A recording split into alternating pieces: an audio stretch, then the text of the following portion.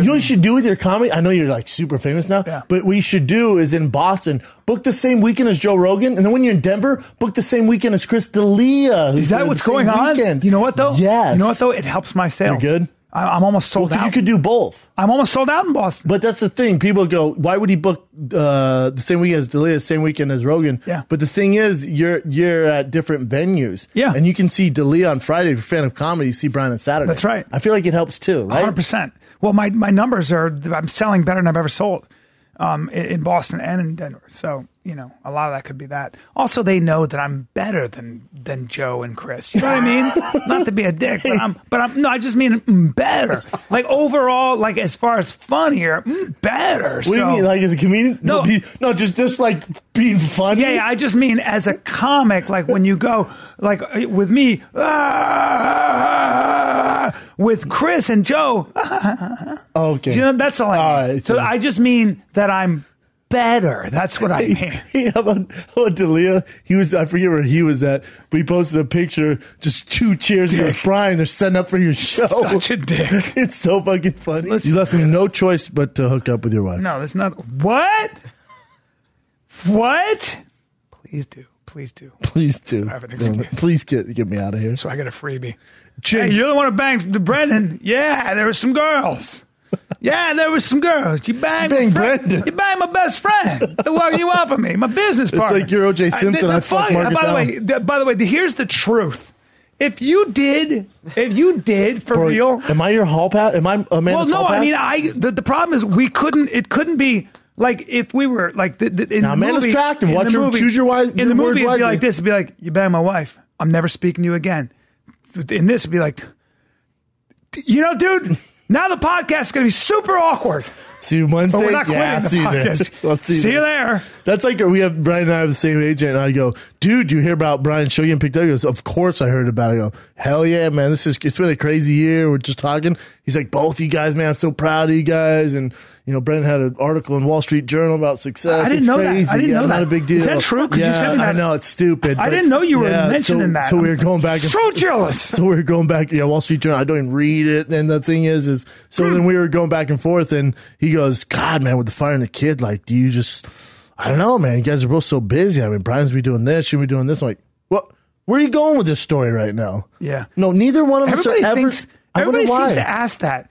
Jimmy Burke, my dear friend, was like, now, are you going to do the fighter and the kid? No, though? I love Jimmy. I go, well, that's what got me here in a lot of ways. Like, but it's also like this isn't work to me.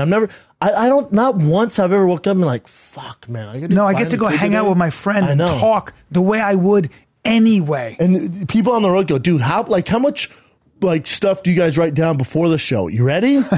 Never once have we ever written down. Make sure we talk about this. Never once. We did go through a phase where we're like, should we like talk beforehand about what we're going to talk about? And we're like, we could try it. Never happened. Never happened because it doesn't work. No. Zach Galifianakis. It's true. Zach Galifianakis was having his house built here in town, and when they'd have to, they're like, we have to put another wall up here. There's got to be a retaining wall. It's going to cost another $30,000 or $100,000 or whatever. He'd go, you know, now I got to do another shitty movie to afford this. And he would storm off, and the workers thought he was serious. You can't measure how fucking amazing Bobby D is. Oh my God! I was watching Goodfellas the other night. Oh, dude! And you're Casino? Yeah, oh Casino. My God.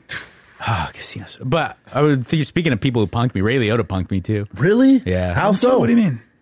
I was at a UTA party, which is like a big agency here in LA. My wife is represented by them, or was, I believe.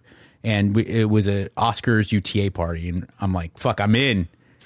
Black tie, get to go and hubnub with the best, the biggest A-list. Let's do this.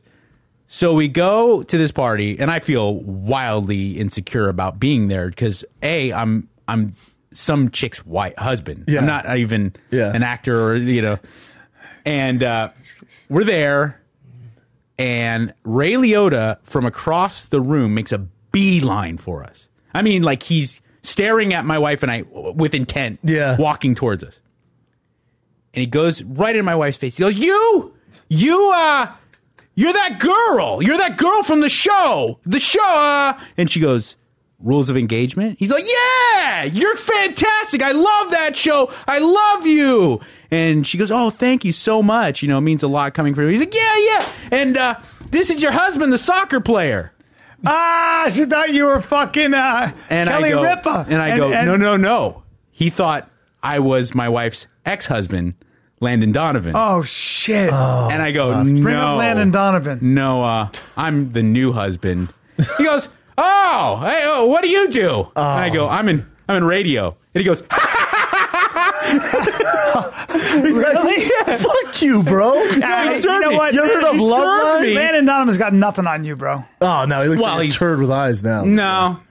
I disagree. He's not a good-looking dude in any fashion. Listen, I may be more of a dime piece, but he's a great soccer player. For an American, largely considered the greatest American soccer player ever. Did you see his body back then? It's unbelievable. I was like, he's the best example of a need for hormone replacement therapy. But another example of it does help, but you do still have skills is over him.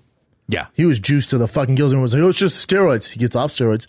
Still number one in the world. Right. Pretty fucking good. But I do think it helps your chin. I don't have a lot of like scientific research. Rogan and I were talking about this. I don't know what it is. I don't know the science behind it, but there's something about when you're on test, guys can take shots that they can't when they're off of it. Yeah.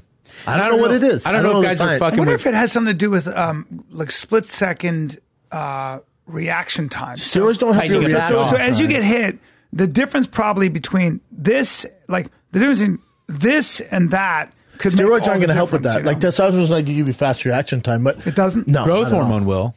Maybe, but the thing is with testosterone, maybe it strengthens the muscles in your neck. Does it make you more aggressive though? So you tend to be you're more willing to step into the shot as opposed to pull back? I don't think so. Those guys are aggressive anyways. I think if anything, maybe it's strengthened because it's strengthening something where you can eat bigger shots. That seems the most reasonable. Is that? Yeah, it's not reaction. The face, the mouth. Yeah, you got a lot of muscles. Because like you could be like John Cena has a buff face. Yes. You know how dudes have buff face? I wonder if that like Mark Hunt's never touched a steroid in his life. No. He just take a shot. Yeah. Well, but then you look at like Bigfoot. Samoan. You look at Bigfoot Silva, who needed testosterone just to live, right? Because he had thyroid and he had giantism. And when he got off of it, guys were like, and he'd get knocked out. But then when he's on it, he's one of the greatest heavyweight fights of all time. He's truly a fucked up situation. Like he should get an exemption. If he has a should he though, or if you have to? But look how good he is with it. With testosterone, like he's one of the best of all time. Yeah, he's top 10. He beat I just feel bad that Monster. He was legitimately born with something that prevents him from having normal. Me too. Then maybe he shouldn't compete. Maybe he shouldn't be a fighter because it is unfair. Because look off of it, still was never a champion. Still got beaten by guys.